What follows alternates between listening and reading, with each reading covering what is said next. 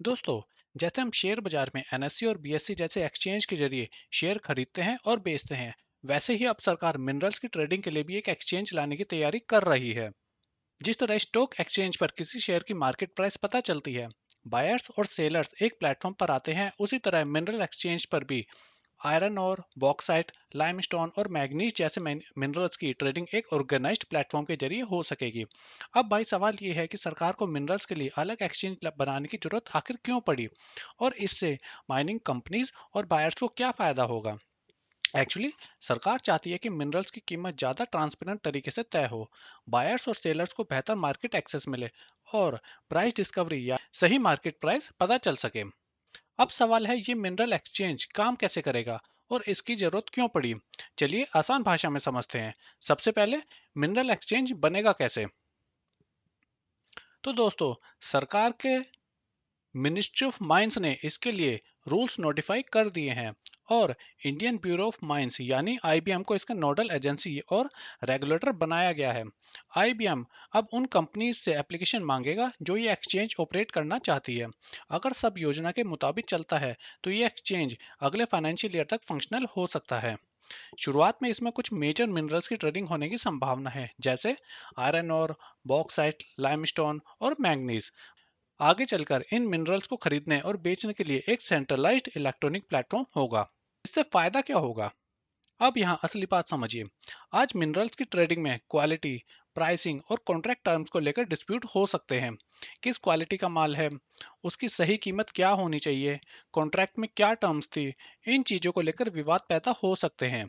नए एक्सचेंज में मिनरल की क्वालिटी को एक्रीडिटेड एसिंग एजेंसी से वेरीफाई कराया जाएगा। मतलब माल की क्वालिटी की इंडिपेंडेंट टेस्टिंग होगी, और एक्सचेंज में मार्केट सर्वेलेंस मैकेनिज्म भी होगा। इसका मतलब सरकार नजर रखेगी कि कहीं कोई कंपनी प्राइस मैनिपुलेशन, कार्टेलाइजेशन या इनसाइडर ट्रेडिंग जैसी गतिविधियां तो नहीं कर रही है। ट्रेडिंग भी एक सेंट्रलाइज्ड इलेक्ट्रॉनिक प्लेटफॉर्म के जरिए होगी। साथ ही इसमें फिजिकल डिलीवरी बेस्ड कॉन्ट्रैक्ट होंगे, यानी सिर्फ कागज पर बाइंग सेलिंग नहीं, बल्कि एक्चुअल मिनरल सप्लाई से जुड़े कॉन्ट्रैक्ट होंगे। तो ब्रॉडली देखें तो सरकार एक ऐसा मैकेनिज्म बनाना चाहती है जहां प्राइस ज़्यादा ट्रांसपेरेंट हो और बायर सेलर के बीच कंपटीशन बढ़े। एक और बात दोस्तों, सिर्फ मिनरल से नहीं, कोल के लिए भी अलग एक्सचेंज बनने जा रहा है। इसी तरह मिनिस्ट्री ऑफ कोल ने भी कोल ट्रेडिंग एक्सचेंज बनाने के लिए रूल्स नोटिफाई कर दिए हैं। इसके लिए कोल कंट्रोलर ऑर्गेनाइजेशन यानी सीसीओ को रेगुलेटर बनाया गया है, और सीसीओ ने उन कंपनीज से एप्लीकेशन भी इनवाइट की है जो कोल एक्सचेंज सेटअप करना चाहती है। मतलब आगे चलकर मेजर मिनरल्स और कोल दोनों के लिए organised exchange based trading mechanism देखने को मिल सकता है। अब दोस्तों देखिए, मिनरल एक्सचेंज एक तरफ है, दूसरी तरफ सरकार क्रिटिकल मिनरल्स की प्रोसेसिंग कैपेसिटी बढ़ाने पर भी कदम उठा रही है। सरकार ने 4 dedicated critical mineral processing park बनाने की योजना बनाई है, और ये पार्क्स कहाँ होंगे? आंध्र प्रदेश, उड़ीसा, गुजरात और महाराष्ट्र में। इन पार्क्स में स्टेट्स की जिम्मेदारी क्या होगी? उनकी जिम्मेदारी होगी लैंड उपलब्ध कराना और कंपनीज को इंसेंटिव देने की। वहीं सेंटर टेक्निकल सपोर्ट देगा। अब बात करते हैं इन पार्क में बनेगा क्या। यहाँ एक बहुत बड़ी इंपॉर्टेंट बात है, शुरुआत में फोकस रहेगा लिथियम और निकेल पर, जो जो कि आप सभी को पता है, ये दोनों बैटरी इंडस्ट्री के लिए बेहद इंपॉर्टेंट है। माइन सेक्रेटरी केशव चंद्रा के मुताबिक बैटरीज आने वाले समय की ग्लोबल ग्रोथ के लिए सबसे इंपॉर्टेंट कंपोनेंट में से एक है। इसलिए सरकार सिर्फ माइन इसीलिए सरकार सिर्फ मिनरल प्रोसेस करना ही नहीं चाहती, पूरा इकोसिस्टम बनाना चाहती है। मतलब एक ही जगह पर mineral processing, downstream industries, complete value chain, ये सब एक ही जगह तैयार हों। अब देखते हैं दोस्तों, इसकी जरूरत भारत को क्यों है। क्योंकि यहाँ भारत की एक बहुत बड़ी कमजोरी सामने आती है। भारत अपनी करीब 95% क्रिटिकल मिनरल रिक्वायरमेंट के लिए इंपोर्ट पर डिपेंडेंट है। अब आप सोचिए, हम बैटरी बनाना चाहते हैं, ईवी बढ़ाना चाहते हैं, रिन्यूएबल एनर्जी बढ़ानी है, और क्लीन एनर्जी टेक्नोलॉजीज का पूरा इकोसिस्टम डेवलप करना है। लेकिन इनके लिए जरूरी रॉ मटेरियल्स ही नहीं है, उनके लिए हम काफ़ी हद तक दूसरे देशों पर डिपेंडेंट है। यही डिपेंडेंसी कम करना सरकार का बड़ा ऑब्जेक्टिव है।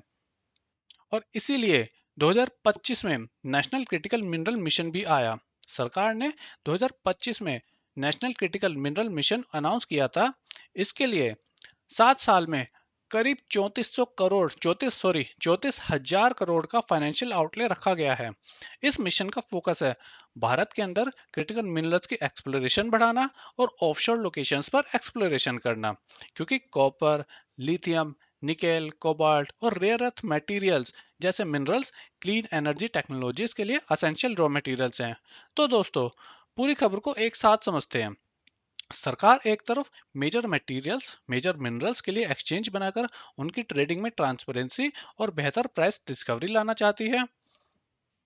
दूसरी तरफ क्रिटिकल मिनरल्स के प्रोसेसिंग पार्क्स बनाकर भारत में पूरी वैल्यू चेन डेवलप करना चाहती है। और इसका सबसे बड़ा स्ट्रेटेजिक रीजन है इंपोर्ट डिपेंडेंसी कम करना, क्योंकि फ्यूचर में ईवीज, बैटरीज, रिन्यूएबल एनर्जी और क्लीन टेक जितना बढ़ेंगे, लिथियम, निकेल, कोबाल्ट, कॉपर और रेयर अर्थ जैसे मिनरल्स की डिमांड भी उतनी ही बढ़ेगी। इसलिए भाई, असली कहानी सिर्फ मिनरल एक्सचेंज बनाने जा रहे हैं इतनी ही नहीं है।